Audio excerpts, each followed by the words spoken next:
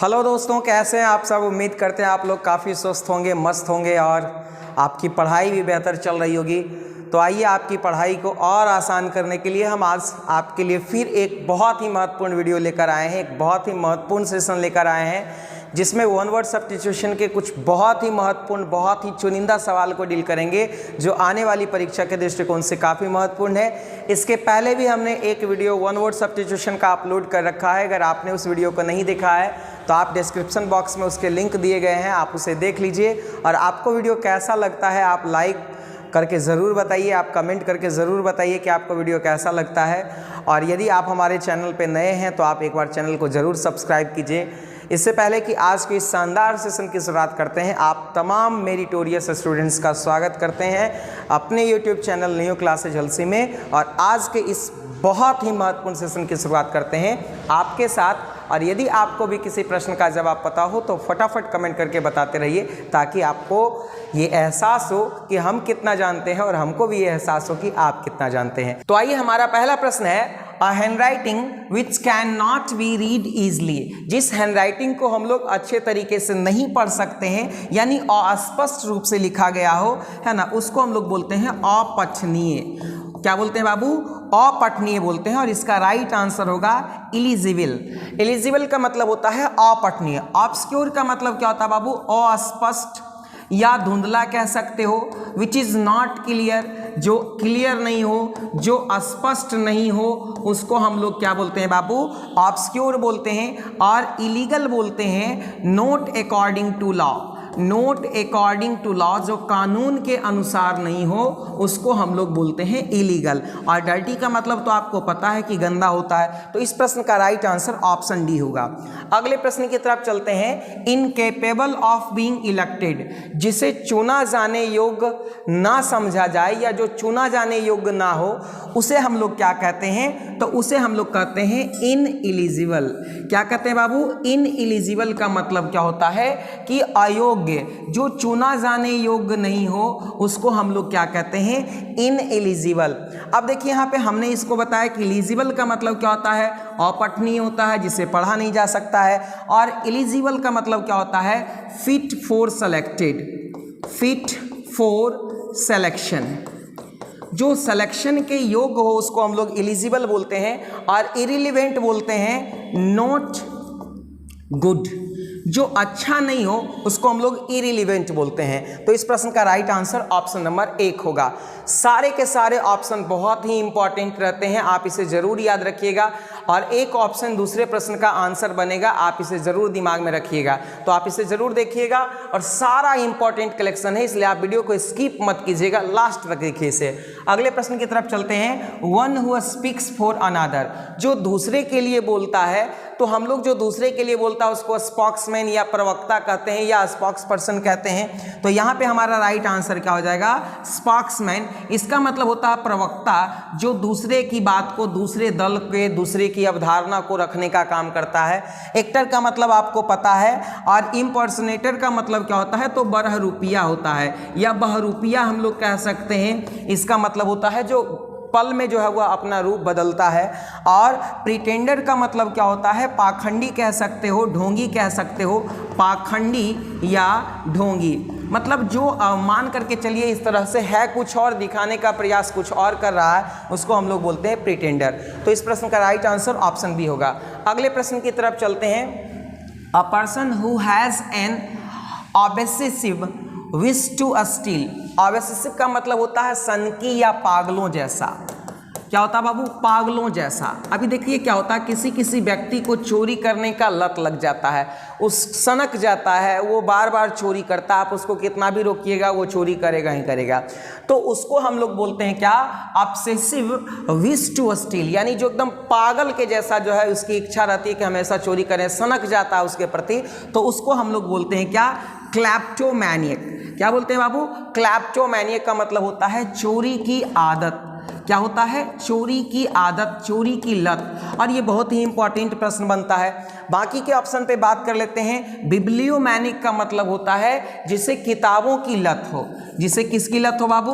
किताबों की लत हो, बहुत आदमी को किताब खरीदने की लत होता है, किताब रखने की लत होता है, और ये अच्छा लत है ना। एक है डिप्सोमैनियक। डिप्सोमैनियक का मतलब होता है पियक्कड़। क्या होता है बाबू? पियक्कड़। डिप्सोमैनियक का मतलब होता है पियक्कड़, और एक होता है थियोमैनियक। थियोमैनियक का मतलब होता है धर्मांध। देखिए कभी कभी क्या होता है कि आदमी धर्म में इतना ज़्यादा खोया हुआ रहता है कि वो अंधा हो जाता है, तो उस प्रकार की जो सनक है, उस प्रकार की जो लत है, उसको हम लोग थियोमैनियक बोलते हैं, है ना। डिप्सोमैनियक किसको बोलते हैं बाबू? डिप्सोमैनियक बोलते हैं जो बहुत ज़्यादा पीता है, और बिब्लियोमैनियक बोलते हैं जो किताबों के लत से पीड़ित हो या ये अच्छी लत से पीड़ित हो। क्लैप्टोमेनिया जो है वह हम लोग को चोरी की आदत होती है। चलते हम लोग अगले प्रश्न की तरफ। A man who is always prepared to find fault with others. एक ऐसा आदमी जो हमेशा तैयार रहता है इस बात के लिए कि दूसरे आदमी कोई काम करे उसमें हम कमी निकालें, उसमें खामियां निकालें, और आजकल लोगों को इस बात में महारत भी हासिल है। तो यहाँ पर उसको हम लोग क्या बोलते हैं? तो यहाँ पर उसको हम लोग बोलते हैं फ्रस्ट्रेटेड। क्या बोलते हैं बाबू? फ्रस्ट्रेटेड। मतलब कुंठित कह सकते हो कि जो आदमी निराश होता है, जो हतोत्साह होता है, जो कुंठित होता है, वो दूसरे की आलोचना करता है। अब गो बिटवीन का मतलब क्या होता है? तो गो बिटवीन का मतलब होता है विचौलिया, है ना। आप लोग सुने होंगे विचौलिया, जो दोनों तरफ से रहता है उसको हम लोग गो बिटवीन बोलते हैं, विचौलिया। और यहाँ पे देखिए क्या है, सेंसोरियस का मतलब होता है आलोचक, आलोचनात्मक। सेंसोरियस का मतलब क्या होता है बाबू? आलोचनात्मक। यह एक एडजेक्टिव है।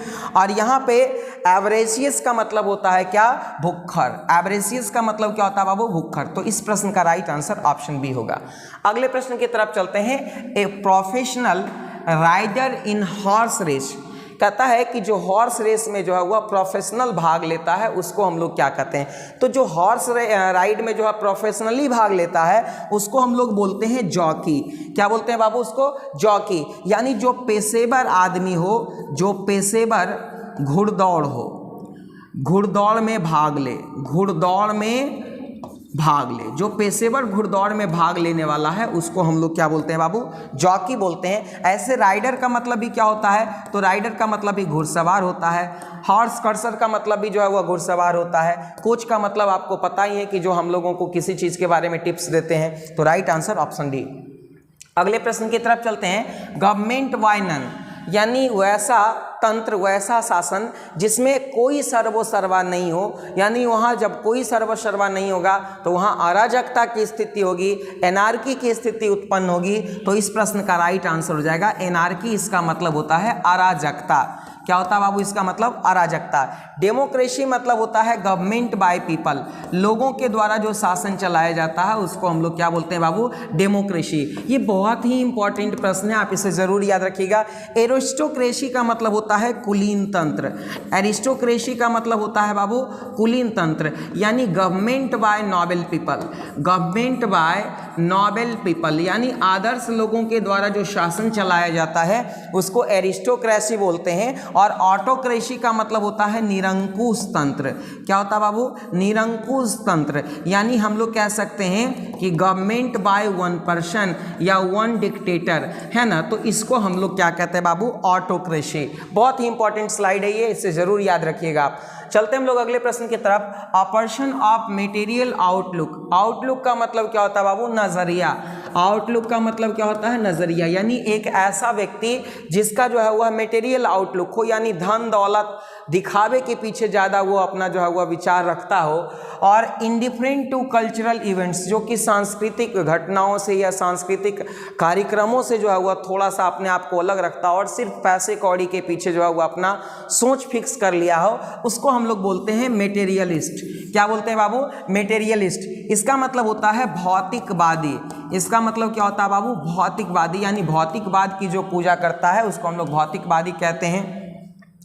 फिलिस्टाइन का मतलब होता है क्या? जो संस्कृति से विमुख हो, जो संस्कृति से परे हो, जिसको संस्कृति से ज़्यादा लेना देना नहीं हो, उसको हम लोग बोलते हैं फिलिस्टीन।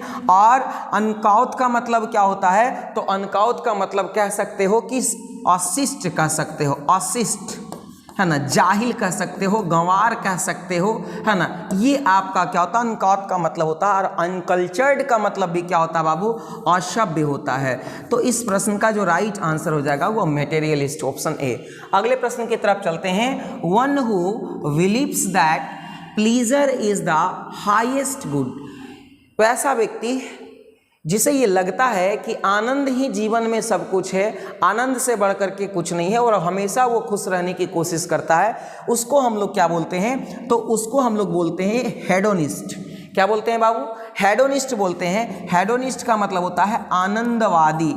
आनंदवादी क्या बोलते हैं बाबू? आनंदवादी, जो आनंद में हमेशा जीना चाहता हो उसको हेडोनिस्ट बोलते हैं। स्नोब का मतलब क्या होता है बाबू? स्नोब का मतलब होता है घमंडी।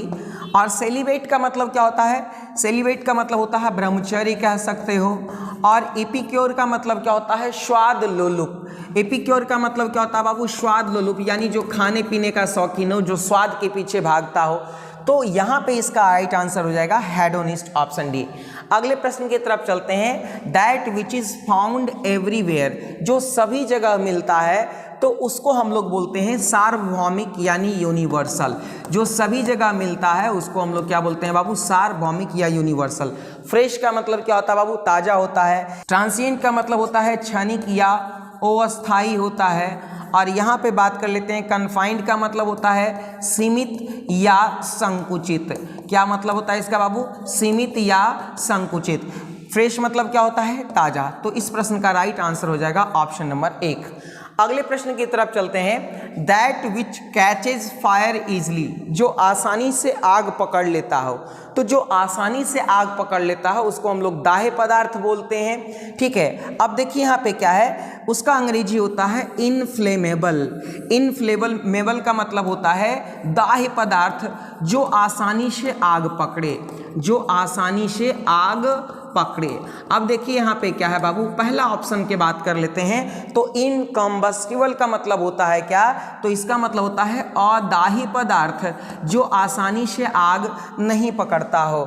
इनकॉरिजिबल का मतलब होता है incorrigible which can not be corrected, जिसे सुधारा नहीं जा सकता है, जिसे सुधारा नहीं जा सकता उसको इनकॉरिजिबल बोलते हैं। और इनऑडिबल का मतलब होता है विच कैन नॉट बी लिसन, जिसे सुना नहीं जा सकता है उसे हम लोग क्या कहते हैं बाबू? तो इनऑडिबल कहते हैं। तो यहाँ पर राइट आंसर ऑप्शन सी हो जाएगा। अगले प्रश्न की तरफ चलते हैं। A book containing every kind of information, एक ऐसी किताब जिसमें सभी प्रकार की जानकारियों को समाहित किया गया है, तो उसको हम लोग बोलते हैं क्या? इनसाइक्लोपीडिया। क्या बोलते हैं बाबू? इनसाइक्लोपीडिया बोलते हैं। इसको हिंदी में हम लोग बोलते हैं विश्वकोश। क्या बोलते हैं बाबू? विश्वकोश बोलते हैं। और यहाँ पर देखिए क्या होता है, लेजर का मतलब होता है खाता बही। लेजर का मतलब क्या होता है बाबू? खाता बही होता है। और कॉम्पेंडियम का मतलब क्या होता है? तो जानकारियों का संग्रह, जानकारियों का संग्रह या संग्रह कह सकते हैं। एपिटॉम का मतलब क्या होता है बाबू? एपिटॉम का मतलब होता है प्रतीक या सार। यानी यहाँ पे जो हमारा राइट आंसर हो जाएगा वो ऑप्शन नंबर डी हो जाएगा। अगले प्रश्न की तरफ चलते हैं। To favour one's own relatives, अपने जो है वह रिश्तेदारों का पक्ष रखना, उसको हम लोग क्या बोलते हैं? तो नेपोटिज्म बोलते हैं। नेपोटिज्म का मतलब क्या होता है बाबू? भाई भतीजावाद। आजकल जो है वह ये खूब चर्चा में रहने वाला शब्द है भारतीय पॉलिटिक्स में। फेवरेटिज्म का मतलब होता है पक्षपात। फेवरेटिज्म का मतलब क्या होता है बाबू? पक्षपात होता है। और ऑप्टिमिज्म का मतलब होता है आशावाद। ऑप्टिमिज्म का मतलब क्या होता है बाबू? आशावाद। और रेड टैपिज्म का मतलब क्या होता है? लाल फीताशाही। क्या होता है? लाल फीताशाही, जिसको हम लोग बोलते हैं टू मच ऑफिशियल फॉर्मेलिटीज, उसको रेड टैपिज्म बोला जाता है। तो इस प्रश्न का राइट आंसर ऑप्शन ए होगा। अगले प्रश्न की तरफ चलते हैं। A person who is a great lover of his country, वैसा व्यक्ति जो अपने देश से बहुत अधिक प्यार करता है, तो देश से प्यार करने वाला देशभक्त होगा और उसको हम लोग बोलते हैं पैट्रियोट। पैट्रियोट का मतलब क्या होता है बाबू? देशभक्त होता है। चीट का मतलब पता है धोखेबाज होता है। आइडियल का मतलब आदर्श। मोरल का मतलब क्या होता है? नैतिक। तो इस प्रश्न का राइट आंसर ऑप्शन नंबर 1 होगा। अगले प्रश्न की तरफ चलते हैं। One who can not die, जो नहीं मर सकता है, तो जो नहीं मर सकता है उसे हम लोग क्या बोलते हैं, अमर बोलते हैं। तो यहाँ पे जो हमारा राइट आंसर हो जाएगा वो क्या हो जाएगा, इमोर्टल। इमोर्टल का मतलब होता है अमरणशील, यानी जो नहीं मरने वाला हो। बात कर लेते हैं परपेचुअल की, एवर लास्टिंग, इसको हम लोग शाश्वत बोलते हैं, है ना, जो एवर लास्टिंग, जो कभी समाप्त ना हो। कांस्टेंट का मतलब भी नियमित है, और टाइमलेस का मतलब भी क्या होता है, अनंत या शाश्वत। क्या होता है बाबू, अनंत या शाश्वत होता है। तो इस प्रश्न का राइट आंसर ऑप्शन नंबर 1 होगा। अगले प्रश्न की तरफ चलते हैं। The state of being unmarried, अविवाहित रहने की जो स्थिति होती है उसको हम लोग क्या कहते हैं। तो अविवाहित रहने की जो स्थिति होती है उसको हम लोग बैचलरहुड बोलते हैं। बैचलरहुड का मतलब होता है वैसी स्थिति जहाँ पे हम लोग अविवाहित रहते हैं। यहाँ पे बायगामी का मतलब होता है जो दो शादी करता हो, दो शादी करने वाला, उसको हम लोग क्या बोलते हैं, बायगामी। जो बहुत सारी शादियां कर लेता है उसको हम लोग बोलते हैं पॉलीगामी, यानी बहुत अधिक शादी करने वाला या बहुत ज़्यादा शादी करने वाला, ठीक है। और यहाँ पर देखिए क्या है, मोनोगामी का मतलब होता है जो एक शादी करता हो। ये भी कई बार पूछा जाता है, इसलिए याद रखिएगा, जो एक शादी करता हो। तो इस प्रश्न का राइट आंसर ऑप्शन नंबर 1 होगा। अगले प्रश्न की तरफ चलते हैं। The animals of a particular reason, animals of a particular reason, किसी खास क्षेत्र का जो है वह जानवर, उसको हम लोग क्या कहते हैं। तो किसी खास क्षेत्र के जानवर को हम लोग फौना बोलते हैं। क्या बोलते हैं बाबू, फौना बोलते हैं। और किसी खास क्षेत्र का अगर फ्लावर हो या वहाँ का वनस्पति हो तो उसको हम लोग बोलते हैं क्या, फ्लोरा बोलते हैं। फ्लैग्रेंट का मतलब होता है निंदनीय, फ्लैग्रेंट का मतलब क्या होता है बाबू, निंदनीय। और फ्लोरेसेंट का मतलब होता है क्या, प्रदीप्त होता है, यानी विच इज लुमिनस, जो प्रदीप्त हो उसको हम लोग फ्लोरेसेंट बोलते हैं। तो यहाँ पे राइट आंसर हमारा ऑप्शन नंबर डी होगा। अगले प्रश्न की तरफ चलते हैं। An instrument for measuring electric current, जो विद्युत धारा मापने के काम में आता है उसको हम क्या कहते हैं, उस इंस्ट्रूमेंट का नाम क्या है। तो उस इंस्ट्रूमेंट का नाम है अमीटर। क्या नाम है बाबू, अमीटर। अल्टीमीटर क्या होता है, हाइट मापने के लिए। क्या मापने के लिए बाबू, हाइट मापने के लिए अल्टीमीटर।